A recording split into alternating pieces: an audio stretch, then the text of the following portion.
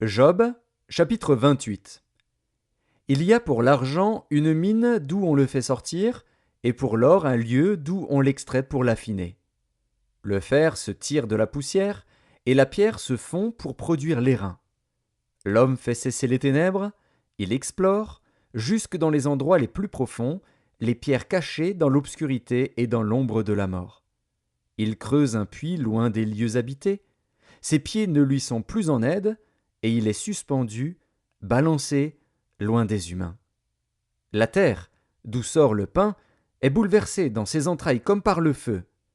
Ses pierres contiennent du saphir, et l'on y trouve de la poudre d'or. L'oiseau de proie n'en connaît pas le sentier, l'œil du vautour ne l'a point aperçu. Les plus fiers animaux ne l'ont point foulé, le lion n'y a jamais passé. L'homme porte sa main sur le roc, il renverse les montagnes depuis la racine. Il ouvre des tranchées dans les rochers, et son œil contemple tout ce qu'il y a de précieux. Il arrête l'écoulement des eaux, et il produit à la lumière ce qui est caché. Mais la sagesse, où se trouve-t-elle? Où est la demeure de l'intelligence? L'homme n'en connaît point le prix. Elle ne se trouve pas dans la terre des vivants. L'abîme dit, elle n'est point en moi, et la mer dit, elle n'est point en moi.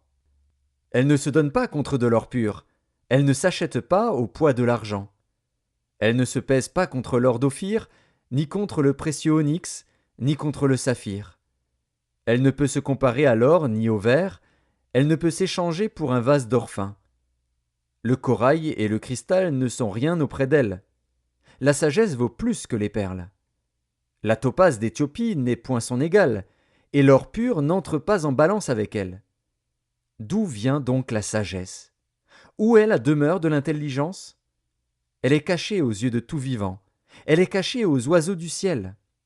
Le gouffre et la mort disent, nous en avons entendu parler. C'est Dieu qui en sait le chemin, c'est lui qui en connaît la demeure. Car il voit jusqu'aux extrémités de la terre, il aperçoit tout sous les cieux.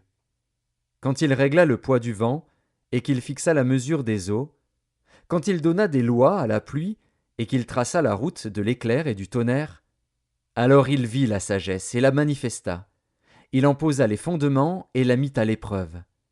Puis il dit à l'homme, voici, la crainte du Seigneur, c'est la sagesse.